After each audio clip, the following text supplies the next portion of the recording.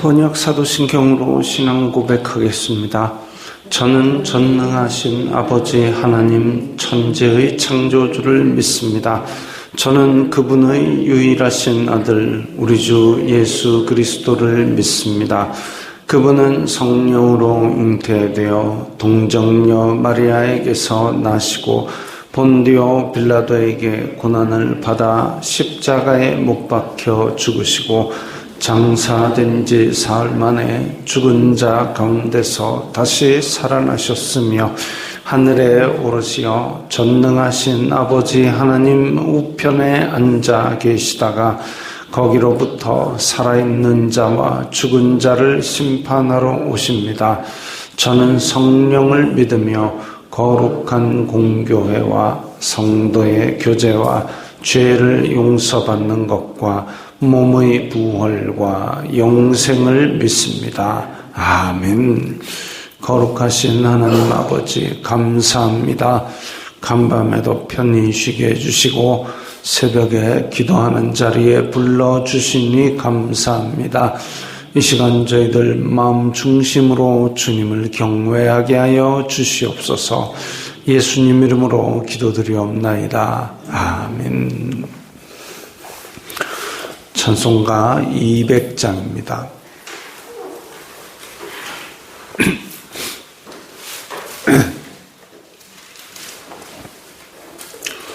찬송가 200장입니다.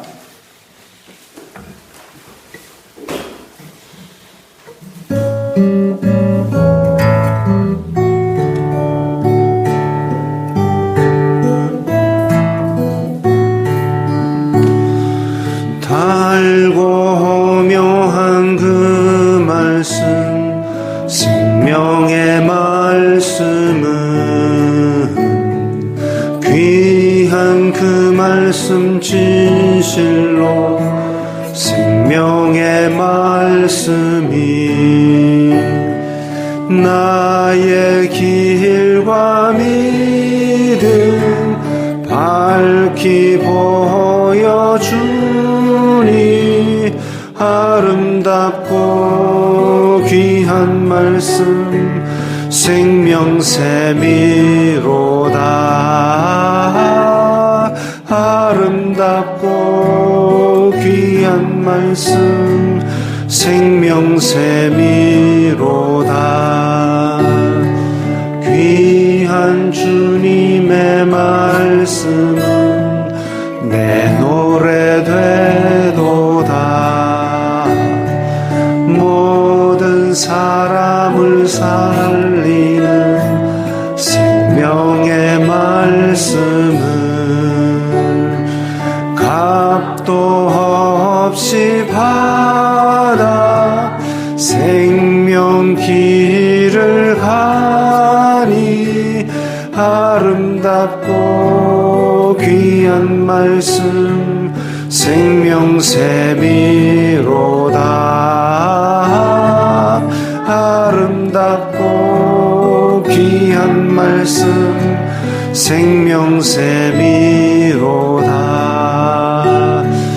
널리 울리어 퍼지는 생명의 말씀은 마음의 용서와 평안을 골고루 주나니 다만 예수 말씀 듣고 복을 받네. 아름답고 귀한 말씀 생명샘이로다.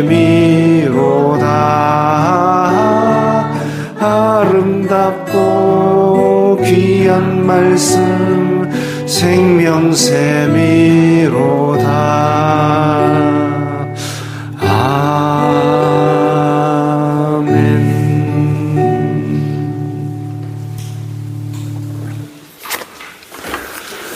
오늘 말씀은 신명기 18장 15절부터 22절까지의 말씀입니다.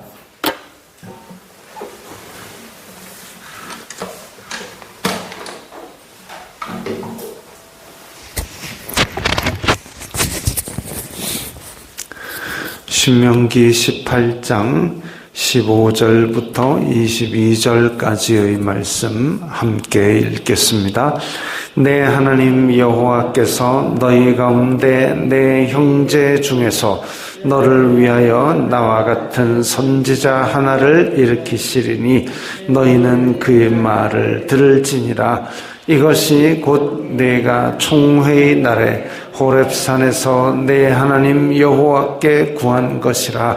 곧 내가 말하기를 내가 다시는 내 하나님 여호와의 음성을 듣지 않게 하시고 다시는 이 큰 불을 보지 않게 하소서. 두렵건대 내가 죽을까 하나이다 하매 여호와께서 내게 이르시되 그들의 말이 옳도다. 내가 그들의 형제 중에서 너와 같은 선지자 하나를 그들을 위하여 일으키고 내 말을 그 입에 두리니 내가 그에게 명령하는 것을 그가 무리에게 다 말하리라. 누구든지 내 이름으로 전하는 내 말을 듣지 아니하는 자는 내게 벌을 받을 것이요 만일 어떤 선지자가 내가 전하라고 명령하지 아니한 말을 제 마음대로 내 이름으로 전하든지 다른 신들의 이름으로 말하면 그 선지자는 죽임을 당하리라 하셨느니라. 내가 마음속으로 이르기를 그 말이 여호와께서 이르신 말씀인지 우리가 어떻게 알리오 하리라. 만일 선지자가 있어 여호와의 이름으로 말한 일에 증언도 없고 성취함도 없으면 이는 여호와께서 말씀하신 것이 아니요 그 선지자가 제 마음대로 한 말이니 너는 그를 두려워하지 말지니라. 아멘. 내 하나님 여호와께서 너희 가운데 내 형제 중에서 너를 위하여 나와 같은 선지자 하나를 일으키시리니 참 조건이 많습니다. 앞에서는 이 본문 앞에서는 무당이나 점쟁이의 말을 듣지 말라. 무당이나 점쟁이의 말을 듣지 말라. 그리고 하나님의 선지자의 말을 들으라. 이렇게 말씀하시면서 조건이 여러 가지입니다. 너희 가운데, 그러니까 이스라엘 자손들 안에 내 형제 중에서, 이스라엘 자손들 중에서 너를 위하여, 이스라엘 백성을 위하여 나와 같은 선지자, 모세 같은 그런 사람을 일으키실 것이다 이거지요. 그러니까 이방 사람이 와가지고 하나님께서 너희들에게 말씀을 주셨는데 이거 안 통합니다. 하나님께서 이스라엘 자손들 가운데 이스라엘 자손들을 위한 말씀을 주실 선지자를 모세처럼 세우시리라. 그렇게 말씀하셨습니다. 이것이 16절, 17절은 그 이유입니다. 이것이 곧 내가 총회의 날에, 그러니까 시내산 밑에 다 모여라. 그래서 내가 너희들에게 직접 말하겠다 하고 다 모았는데, 그런데 그때의 시내산이 불 붙는 것 같이 그 불과 우레와 깜깜한 그 구름 사이에서 말씀하신 걸 듣더니 우리가 무서워서 죽을 것 같으니까 모세 당신이 가시오. 등을 떠밀어 가지고 모세만 올라갔지 않습니까? 그래서 내가 다시는 하나님 여호와의 음성을 듣지 않게 하시고 다시는 이 큰 불을 보지 않게 하소서. 하나님의 임재하심 자체로 무서워 죽겠는데 그래서 다시는 그렇게 하지 마세요. 모세 당신이 올라가서 대신 듣고 와서 전해주면 우리가 들을게요. 이렇게 했는데 여호와께서 내게 이르시되 그들의 말이 옳도다. 지금 그야말로 노예 생활 400년 하던 사람이 하나님의 10가지 재앙도 맛보고 또 홍해를 가르고 그 큰 기적 속에 나왔음에도 불구하고 하나님의 임재를 감당하지 못할 정도로 그렇게 두려워 떨고 있었습니다. 그래서 그 요구를 하나님께서 들어주셔서 너희 중에 모세처럼 그런 선지자를 세워주겠다. 간접적으로 하나님의 말씀을 전할 사람을 통해서 그 중재자를 통해서 말씀을 듣게 만드는 건 너희들이 무서워 죽겠다. 그래서 원해서 그렇게 한 것이다. 18절에 내가 그들의 형제 중에서 너와 같은 선지자 하나를 그들을 위해 일으키고 내 말을 그 입에 두리니, 자, 앞에서 했던 얘기와 똑같이 반복이 됩니다. 그래서 모세 같은 선지자를 그 이스라엘 민족 중에서 세워가지고 그 다음에 내 말을 그 입에 두리니, 하나님의 말씀을 그를 통하여 전하게 할 것이다. 내가 그에게 명령하는 것을 무리에게 다 말하리라. 그 사람은 하나님께서 말씀하신 것을 더하지도 말고 덜하지도 말고 다 백성들에게 전해야 합니다. 이것은 또한 장차 오실 예수님, 하나님과 사람을 연결하는 중보자이신 예수님을 통하여 온 백성이 하나님과 교제하게 될 것을 예표하고 있습니다. 그런데 누구든지 내 이름으로 전하는 내 말을 듣지 아니하는 자는 내게 벌을 받을 것이요. 이후에 선지자들이 이야기한 이사야, 예레미야, 에스겔, 다니엘, 호세아 모두 다 여호와의 말씀이라. 하나님의 이름을 걸고 말씀을 전했습니다. 여호와의 말씀이라. 그렇게 내 이름으로 전하는 내 말을 듣지 아니하는 자는, 여호와의 말씀이라 하고 전했는데 그 말을 이스라엘 자손들이 듣지 않는다. 그러면 내게 벌을 받을 것이요. 그러니까 사람의 말로 받아들이지 말고 하나님의 말씀으로 받아들이라는 겁니다. 그래서 이스라엘 백성들이 하나님 직접 임재하시면 우리는 무서워서 그 말씀 못 들을 것 같아요. 무서워 죽을 것 같으니까 모세에게 얘기해서 그 말을 전하면 우리가 모세의 말을 들으리이다. 오케이, 내가 그렇게 하겠다. 자비를 베풀어 주셨습니다.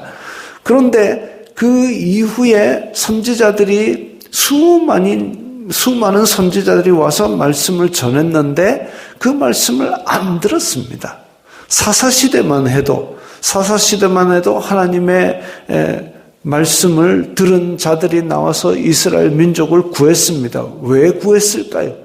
이 백성들이 우상을 섬기고 하나님의 말씀을 어겼기 때문에, 그래서 외적의 침입이 있었고, 그래가지고 그 백성이 하도 고통스러워하니까 또 하나님께서 이 선지자를 일으켜서 말씀을 전하고, 그랬는데 또 어기고 말씀 전하고 구하고, 이것들이 계속 반복되는 것이 사사기부터 예수님 오실 때까지도 그랬습니다. 내 이름으로 전하는 내 말을 듣지 아니하는 자는 내게 벌을 받을 것이요. 이후에도 계속 선지자들이 전하는 하나님의 말씀을 어겼다가 벌을 받은 역사가 계속되고 있습니다. 그런데 하나님의 말씀을 전하는 그것을 어길 때는 벌을 받는다 그랬는데 20절에 보니까 어떤 선지자가 내가 전하라고 명령하지 아니한 말을 제 마음대로 내 이름으로 전하든지, 그러니까 하나님의 말씀이 아닌데도 여호와의 말씀이라 하고 전하는 그런 선지자가 있다면, 혹은 다른 신들의 이름으로 말하면 여호와의 말씀이라 아니고 이스라엘 자손인데 다른 신의 선지자가 되어가지고 말을 한다면 그 선지자는 죽임을 당하리라. 벌이 더 큽니다. 하나님의 이름으로 전하는 말을 안 듣는 백성은 벌을 받는다 이랬는데, 근데 선지자가 하나님의 이름을 걸고 사기를 치면 그 선지자는 죽임을 당하리라 그랬습니다. 그러니까 선지자가 하나님의 말씀을 전할 때는 그야말로 목숨 걸고 전해야 되는 거죠. 하나님께서 전하라고 하지 아니한 명령을 제 마음대로 하나님의 이름으로 어떻게 그게 그렇게 할 수 있을까? 그렇게 목숨 걸고 거짓말을 할 수 있을까라고 생각하지만 실제로 왕국 시대에 보면 하나님의 이름을 걸고 자기 마음대로 말한 인간들이 여럿 발견이 됩니다. 심지어는 나중에 나라의 운명을 결정지을 때에도 이 하나님의 선지자는 이 나라가 지금 하나님의 심판을 받아서 예루살렘을 다 침공하여서 이방인들의 발에 밟힐 것이니 너희들 살고 싶으면 항복하라 이런 얘기를 하는데, 그런데 그 거짓 선지자들은 하나님이 나를 떠나서 언제 너한테 말씀하시더냐 하고 진짜 선지자의 뺨을 치고 이런 일까지 있었습니다. 심지어는 뭐 이상한 걸 만들어 와가지고 이것을 가지고 하나님께서 다 적들을 물리치라고 그렇게 말씀하셨다라고 그렇게 당당하게 여호와의 이름을 걸고 다른 말을 막 제 마음대로 했죠. 그리고 심지어는 거짓 영들의 이 말을 백성들에게 전하기까지 했습니다.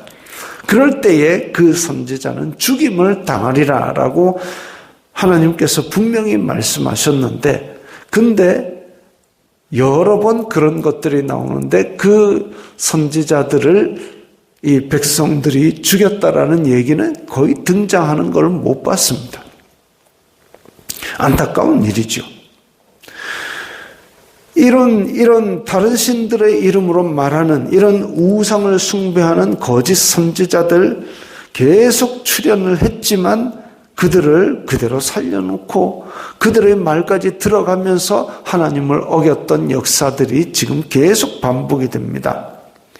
21절에 그러면 그 말이 여호와께서 이르는 여호와의 말씀인지 아니면 선지자가 마음대로 말한 건지 우리가 어떻게 구별하겠습니까?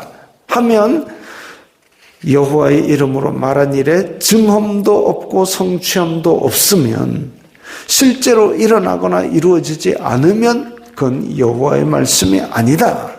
그러니까 그를 두려워하지 말지니라. 두려워하지 말라는 얘기는 그 선지자를 끌어내어서 죽이라는 얘기입니다.